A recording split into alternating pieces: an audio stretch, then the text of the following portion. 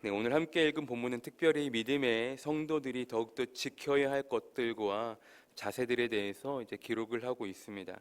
자, 먼저 본문 6절을 보시면 가르침을 받는 자는 말씀을 가르치는 자와 모든 좋은 것을 함께 하라고 기록되고 있죠. 여기서 가르침을 받는 자는 성도를 의미하겠죠. 그리고 가르치는 자는 목회자, 교역자, 사역자를 의미합니다.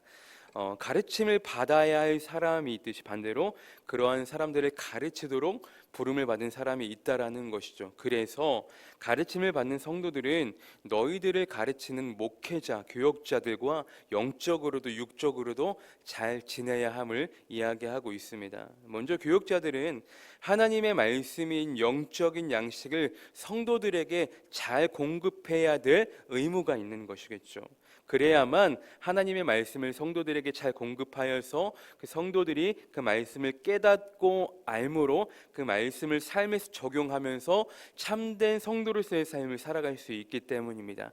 그렇게 잘 인도해야 할 몫이 바로 목회자들에게 있다라는 것이죠. 마찬가지로 예수님께서도 이 땅 가운데 오셔서 수많은 제자들을 불러 모으시고요, 그들을 가르치셨습니다. 말씀으로 가르치셨고 친히 행함으로 모본을 보여주셨습니다. 마찬가지로 목회자들 또한 성도들을 위해 영적으로 잘 이끌어야 하는 사람들이 바로 목회자들인 것이죠.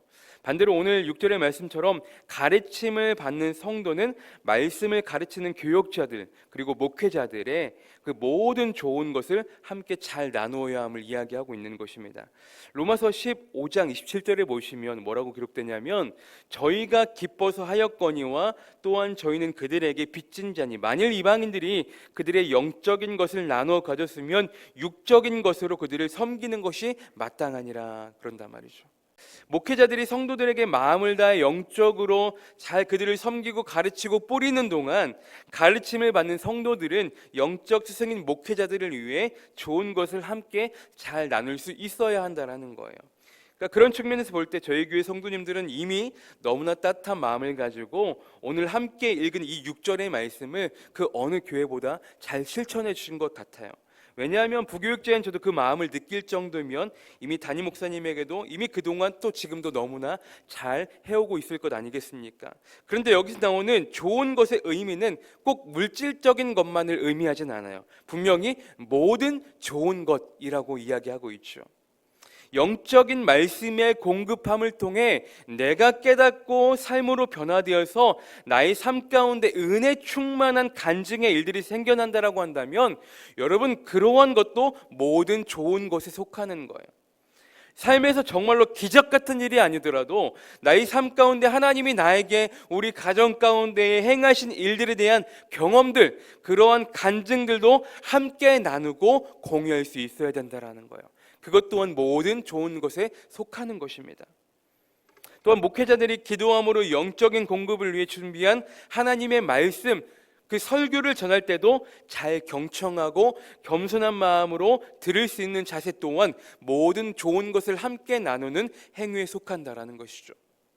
그런데 이미 우리 교회 성도님들이 너무나 잘 하고 계시는 것 같아요. 저 또한 성도님들의 관심과 사랑을 통해 너무나 감사한 마음들을 이미 잘 느끼고 있습니다. 자, 그러면서 이제 7절에 뭐라고 하냐면 스스로 속이지 말라. 하나님은 업신여김을 받지 아니하시나니 사람이 무엇으로 심든지 그대로 거두리라. 그렇죠? 여기 스스로 속이지 말라 이 말은 영적으로 깨어 있어라 이 말이에요. 영적으로. 그래서 정신 똑바로 차리고 죄짓지 말라는 거예요. 악한 영에 절대로 속아 넘어가지 말 것을 이야기하는 것입니다. 왜죠? 우리가 그렇게 속아 넘어가 죄짓는 것은 결국 우리가 누구를 욕보이는 거예요? 하나님을 욕보이는 거예요. 7절에 말씀하고 있죠. 하나님은 업신여김을 받지 아니하시나니 그러잖아요.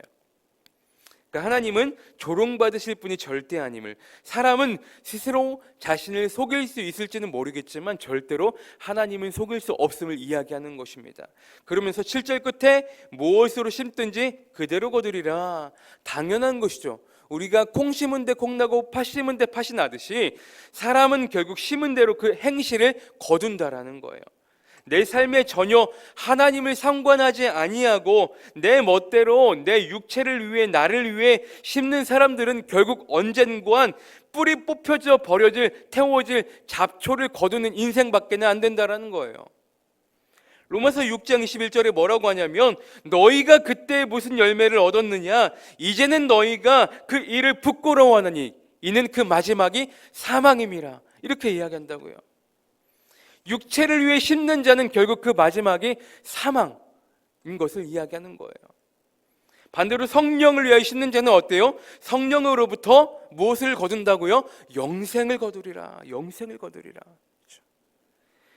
나의 삶 가운데에 작은 것 하나까지도 하나님이 상관하시도록 하나님이 개입하시도록 나의 모든 것들을 내어드리고 나의 모든 것들을 다 맡겨드리면서 성령을 구하며 나아가는 자는 곧 영원토록 죽지 않는 영생을 거둔다라고 이야기하고 있는 거예요. 사랑하는 성도 여러분, 여러분들은 육체를 위해 심는 자들이십니까? 아니면 성령을 위하여 심는 자이십니까? 마땅히 우리는 후자의 삶을 살아가야 할 것입니다. 우리는 성령으로부터 영생을 거두기 위해 성령을 위하여 심는 자가 우리가 되어야 할 줄 믿으시길 바랍니다. 우리가 함께 불렀던 찬송가 469장 새벽부터 우리 사랑함으로써 저녁까지 씨를 뿌려봅시다. 열매 차차이고 곡식 거둘 때에 기쁨으로 단을 거두리라. 함께 찬양 불렀죠. 우리가 이 땅 가운데 부름받은 이 새벽 시간부터 하나님 앞에 나아갈 그 저녁의 시간대까지 우리가 부지런히 열심히 씨를 뿌릴 때에 그 열매들이 차곡차곡 익어서 곡식 거둘 때에 분명히 기쁨으로 단을 거두게 될 것입니다. 그러면서 9절 말씀해 보시면 우리가 선을 행하되 낙심하지 말지니 포기하지 아니하면 때가 이름에 거두리라. 거두리라. 왜냐하면 그렇죠. 믿음의 사람들은 항상 선을 행하다가 낙심할 때가 많이 있기 때문이에요. 왜냐하면 그 선은 누군가가 잘 알아주지 않는, 잘 드러나지 않는, 잘 티가 나지 않는 그러한 선들이 많이 있기 때문이에요. 더불어 그 선은 행함의 결과가 곧장 바로바로 나타나지 않을 때가 또한 많이 있어요. 그래서 바울은 이야기하는 거예요. 지치지 말고 낙심하지 말라고 이야기하는 거예요. 우리가 한 가지 기억해야 될 것은 무엇이냐? 씨를 뿌리고 심고 물을 주고 열매를 거두기까지는 상당 기간 시간이 소요된다라는 것이죠. 또 그 기간에 지칠 수도 있고 우리가 낙심할 수도 있어요. 특별히 우리가 가장 많이 하는 기도 중 하나가 무엇입니까? 우리의 가족과 친척들의 영혼을 구원하는 기도일 것입니다. 또한 우리가 10월 달에 진행하는 하나님 사랑 이후 초청잔치도 마찬가지이겠죠. 열심히 기도하고 전도하는데 내 마음 같지가 않죠. 구원받아야 하는데 전도해야 하는데 어떻게든 영혼 구원해야 되는데 마음은 있는데 내 마음처럼 쉽게 잘 되지가 않을 때가 많이 있겠죠. 때론 연약하여서 방금 나눈 찬송가 그 3절의 가사처럼 씨를 뿌릴 때에 나지 아니할까 우리가 염려할 때도 있겠죠. 하지만 우리가 분명히 믿음으로 성령을 위하여 심는 것이라면 분명히 기쁨으로 단을 거두어서 주님께서 후에 칭찬해 주실 것입니다. 분명히 때가 이름에 기쁨으로 그 단을 거두게 될 것입니다. 그러니 걱정하지 말고 비가 오는 것과 바람 부는 것을 겁을 내지 말고 우리가 해야 될 것은 무엇이겠습니까? 열심히 씨를 뿌리는 일일 것입니다. 마지막으로 10절 보세요. 그러므로 우리는 기회에 있는 대로 모든 이에게 착한 일을 하되 더욱 믿음의 가정들에게 할지니라. 한 찬송가의 가사도 있죠. 일할 수 없는 밤이 속히 오리라. 예수님께서 요한복음 9장 4절에 뭐라고 말씀하시냐면 때가 아직 낮음에 나를 보내신 이의 일을 우리가 하여야 하리라. 밤이 오리니 그때는 아무도 일할 수 없느니라. 예수님께서 말씀하신다고요. 아직은 기회 있는 대로 모든 이에게 착한 일을 할 수 있는 그 때가 아직 낮 시간대라는 거예요. 그러니 부지런히 씨를 뿌려야 함을 이야기하고 있는 것입니다. 그러면서 10절 마지막에 뭐라고 이야기합니까? 더욱 믿음의 가정들에게 할지니라. 그렇죠? 우리가 하나님의 사랑을 주님을 모르는 사람들에게 마땅히 전해야 합니다. 하지만 먼저는 우리의 가정들을 돌보고 살펴야 한다는 것이겠죠. 우리의 가정에 믿지 않는 영혼을 위해서 우리는 기도함으로 부지런히 씨를 뿌려야 한다는 것입니다. 이 세상에 여러분 불신자들을 전도하는 일 너무나 중요합니다. 하지만 우리에게 가정을 허락하신 가장 가까이에 있는 우리의 가족들부터 그 착한 일들을 시작하시기를 바랍니다.